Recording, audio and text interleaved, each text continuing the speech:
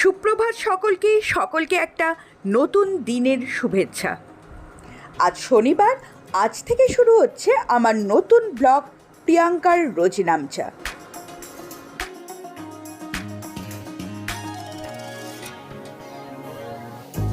যেখানে আপনারা দেখতে পাবেন আমার প্রাত্যহিক জীবন অর্থাৎ প্রাত্যহিক ট্রাভেল লাইফ। আজ আমার অফিস ছুটি। আজ সারাদিন আমরা কী করলাম চলুন একটু দেখে নেওয়া যাক।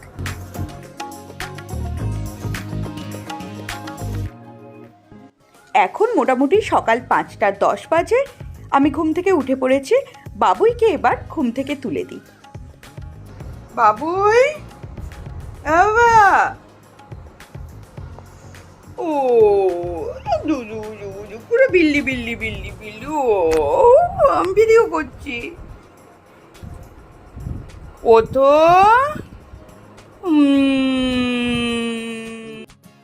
প্রতিদিন সকালে মোটামুটি 4টে থেকে 4:30-এর মধ্যে বাবুই ঘুম থেকে উঠে পড়ে, কারণ ও রাত্রেবেলায় পড়াশোনা করতে পারে না। রাতে ওর খুব তাড়াতাড়ি ঘুম পেয়ে যায় বলে ও রাতে তাড়াতাড়ি ঘুমিয়ে যায়, সকালে একটু তাড়াতাড়ি ঘুম থেকে ওঠে। তাছাড়া ওর সকালবেলায় 6টা থেকে যেহেতু পড়া থাকে, রেডি হতেও ও বেশ খানিকটা সময় নেয়। শনি এবং রবিবার যদিও ওর পড়া থাকে না, মানে টিউশন থাকে না সকালবেলাটায়, কিন্তু সকালবেলায় খেলা থাকে। যেহেতু এখন ওর পরীক্ষা চলছে তাই আজকেও খেলতে যায়নি। আপনাদের সঙ্গে কথা বলতে বলতে আমি হেঁটে বেশ কিছুটা চলে এসেছি। আমি থাকি দুর্গাপুরের এবিএল টাউনশিপ। এখন পাতা ঝরার সময়, আর এবিএল টাউনশিপটা শাল জঙ্গলে ঘেরা। সেখানে এখন এই পাতা ঝরার মরশুমে কেমন লাগে চলুন একটু ঘুরিয়ে দেখিয়ে দিই আপনাদেরকে।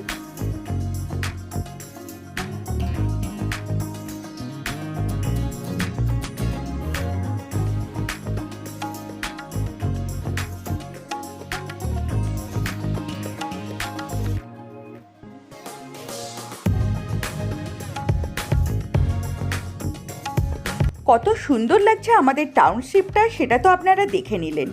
এখন দেখতে পাচ্ছেন রাস্তা জুড়ে কেমন সুন্দর ছবি আঁকা।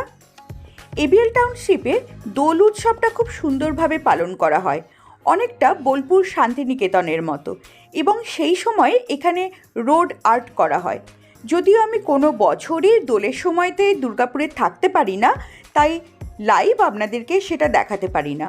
এবং আজ থেকে যেহেতু ব্লগটা শুরু করছি, তাই আজকে একটু আপনাদেরকে এই মুহূর্তে রোড আর্টটা দেখিয়ে দিই।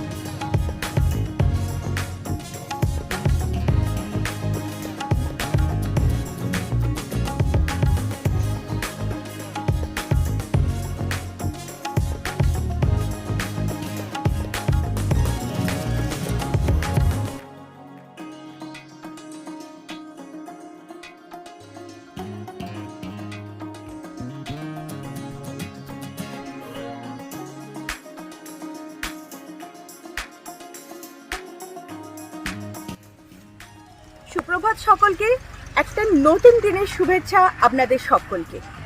চিনতেই পাচ্ছেন আমি প্রিয়াঙ্কা। আমাকে দেখেছেন ট্রাভেল ব্লগ তেপান্তর দ্য এক্সপ্লোরারে। তবে আজ আমি তেপান্তর দ্য এক্সপ্লোরার নিয়ে বা তেপান্তর দ্য এক্সপ্লোরারের পর্দায় আপনাদের সঙ্গে নিই। আজ আমি আছি প্রিয়াঙ্কার রোজনামচা। প্রিয়াঙ্কার রোজনামচা এই নতুন একটি ব্লগ এবং নতুন একটি ইউটিউব চ্যানেল, যেটা আমি ওপেন করতে চলেছি বা বলা যায় ওপেন করে ফেলেছি, সেটা শুধুমাত্র আপনাদের জন্য। অবশ্যই নামটা মনে রাখবেন, প্রিয়াঙ্কার রোজনামচা। ফেসবুক পেজেও পেয়ে যাবেন এই নামটি, এবং এই নামে ইউটিউব চ্যানেল। এখানে থাকবে অবশ্যই ট্রাভেল রিলেটেড কিছু জিনিস, তবে যেগুলো আমরা ট্রাভেল ব্লগে দিতে পারি না। অর্থাৎ প্রতিদিন মানে আপনাদের ট্রাভেল যে আমি একটা করে রুটিন তৈরি করে দিই বা একটা করে বলা যায় যে প্ল্যান তৈরি করে দিই, সেই প্ল্যানের বাইরে প্রত্যেক দিন আমাদের যে জীবনযাত্রা, আমি কিভাবে ট্রাভেল করি এবং ঘরে একটা বাচ্চা রেখে আমি কিভাবে ট্রাভেল করি, সেটাই থাকবে এই সমস্ত চ্যানেলটিতে। শুধু তাই নয়, আপনারা প্রত্যেকেই জানেন যে আমি সিঙ্গেল মাদার, এবং আজকে 8-9 বছর ধরে আমি আমার ছেলে নিয়ে যুদ্ধ করছি। এবং অনেকে এই জিনিসটা বলে যে একটা বাচ্চা থাকা সত্ত্বেও আপনি যে সারাটা দিন টটা করে ঘুরে বেড়ান, কিভাবে সেটাকে ম্যানেজ করেন, তার প্রতি কি কোনো খেয়ালই দেন না, বা তার পড়াশোনার প্রতি সে কীভাবে বড় হচ্ছে সেই দিকে কি আপনার কোনো নজরই নেই। তো তাদের বলি যে সব কিছু ম্যানেজ করা যায়, এবং কিভাবে করা যায় সেটাই থাকবে আমার এই চ্যানেলে। তাহলে অবশ্যই আপনারা সঙ্গে থাকুন, আমার সঙ্গে থাকুন তেপান্তর দ্য এক্সপ্লোরারের পর্দায় এবং আমার নতুন ইউটিউব চ্যানেল প্রিয়াঙ্কার রোজনামচাতে। সঙ্গে অবশ্যই আমার ফেসবুক পেজ প্রিয়াঙ্কার রোজনামচা এবং অবশ্যই আমার ফেসবুক প্রোফাইল প্রিয়াঙ্কাকে অবশ্যই ফলো করে রাখবেন। আজকের মতো ইন্ট্রোডাকশন এই পর্যন্তই। শুরু করছি প্রিয়াঙ্কার রোজনামচা। আশা করব যেরকম প্রিয়াঙ্কা আমার যে ফেসবুকটাকে এবং আমার তেপান্তর দ্য এক্সপ্লোরার যে ইউটিউব চ্যানেল আছে তাকে যেমন আপনারা ভালোবেসেছেন, আমার এই নতুন চ্যানেল প্রিয়াঙ্কার রোজনামচাকেও আপনারা সেরকমই ভালোবাসা দেবেন। হাঁটতে হাঁটতে আবার বাড়ির কাছাকাছি প্রায় চলে এসেছি এবং বাড়ির কাছেই আমাদের বেশ কয়েকটা মহুয়া গাছ আছে। যেহেতু এখন এপ্রিল মাস, এইটাই হচ্ছে মহুয়া ধরার সময়। দেখতে পাচ্ছেন গাছ ভর্তি মহুয়া পড়ে আছে এবং গাছের তলাগুলোতে প্রচুর মহুয়া পড়ে। আপনাদেরকে দেখানোর জন্য আমি বেশ কিছু মহুয়া সংগ্রহ করে নিলাম। এটা যেহেতু জঙ্গল এরিয়া নয়, তাই আদিবাসীরা মহুয়া থেকে যে জীবনযাপন করে বা মহুয়ার সাহায্যে তাদের যে প্রাত্যহিক জীবনযাপন চলে সেটা কিন্তু এখানে হয় না। এখানে মহুয়া পড়ে এমনিই নষ্ট হয়। চলুন একটু দেখিয়ে দিই কত মহুয়া আমি সংগ্রহ করতে পারলাম।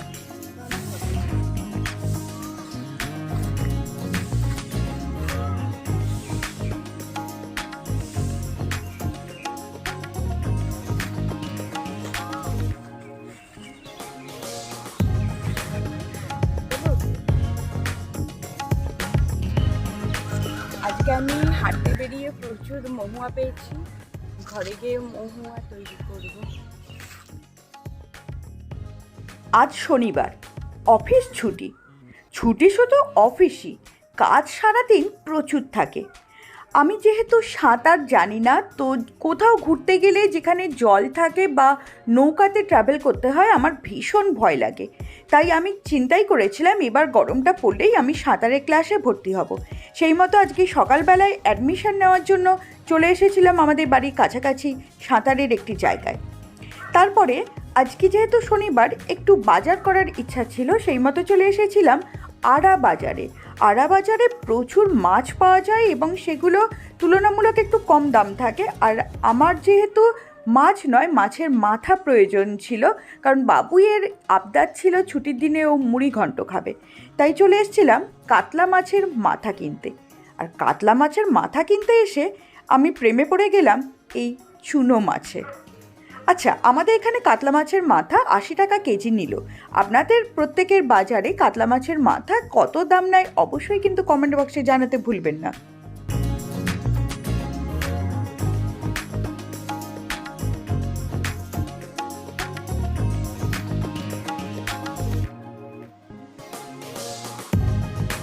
আড়া বাজার থেকে মাছের মাথা কেনার পর আমরা চলে এসেছিলাম মুচিপাড়া বাজারে, কারণ আজকে আমার ইচ্ছা ছিল একটু গুগলি খাবো। আচ্ছা, আপনারা কে কে গেরি গুগলি খান একটু অবশ্যই জানাবেন, কিন্তু আমি তো ভীষণ ভালোবাসি। দেখতেই পাচ্ছেন এটা মুচিপাড়া বাজার, সেখানে প্রচুর গুগলি পাওয়া যায়। গুগলি একটু কিনে নিলাম। আর তার পাশের দোকানেই বিক্রি হচ্ছিল ছোবড়া। ছোটোবেলাতে ছোবড়া দিয়ে গা ঘষে চান মনে হয় প্রত্যেকেই করেছেন। এখন না হয় সিনথেটিক নানান জিনিস পাওয়া যায়, কিন্তু আগে আমরা এই ছোবড়াই ব্যবহার করতাম। এরপরে ঘরে ফিরে একটু টিফিন করে নিয়ে চলে গেছিলাম দিশা আই হসপিটাল। এটা সিটি সেন্টারে অবস্থিত। আমার চোখটা কদিন ধরেই একটু প্রবলেম করছিল, অ্যাকচুয়ালি চোখের নয়, বেশ মাথা যন্ত্রণা করছিল, যার জন্য একটুখানি পাওয়ার মনে হচ্ছিল যে আপ ডাউন কিছু করেছে, যার জন্যই চলে এসেছিলাম আজকে চোখ দেখাতে। আর শনিবার রবিবার ছাড়া এই কাজগুলো কখনোই হয়ে ওঠে না, অন্যান্য দিনগুলো যেহেতু অফিস থাকে। তাই এখন চলে আসলাম দিশা আই হসপিটালে। শনি রবিবার স্বাভাবিকভাবে একটুখানি ভিড়টা বেশি ছিল দিশাতে, তো চোখটা দেখিয়ে নিলাম। চোখ দেখিয়ে সেরকম কিছু পাওয়ার আপ ডাউন করেনি। ওনাদের বক্তব্য স্পন্ডলাইটিসের জন্য আমার এই জিনিসটা হচ্ছে। ওনারা শুধুমাত্র আই ড্রপ দেন একটা, যেটা 3 মাস এখন আপাতত কন্টিনিউ করতে বলেছেন। তবে আই ড্রপ কিনতে গিয়ে আমার মনে হচ্ছে চোখেটা লাগালে বোধহয় আমি অন্ধই হয়ে যাব, কারণ একটা আই ড্রপের দাম প্রায় 650 টাকা, যেটা মোটামুটি আপনার 1 সপ্তাহ চলবে। তারপর দিশার নিচেই এরকম চশমার ফ্রেম বিক্রি হয়, একটুখানি চশমার ফ্রেম দেখে নিচ্ছিলাম।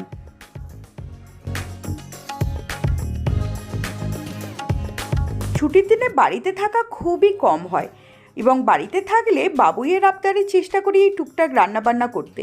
কিন্তু আজ যেহেতু এই চোখ দেখানো, সাঁতারের ক্লাসে যাওয়া, একটুখানি বাজার করা, এই জিনিসগুলো ছিল, তো রান্নার দিকে যাওয়ার একদমই সময় পাইনি। মা আমার জন্য কিন্তু সেই গুগলিটা রান্না করে রেখেছিল, আর মাছের সর্ষে বাটা দিয়ে ঝাল ভীষণ ভালোবাসি আমি খেতে, সেটা করে রেখেছিল, আর মুসুর ডাল। এটুকুই আজকে আমাদের দুপুরের খাবার।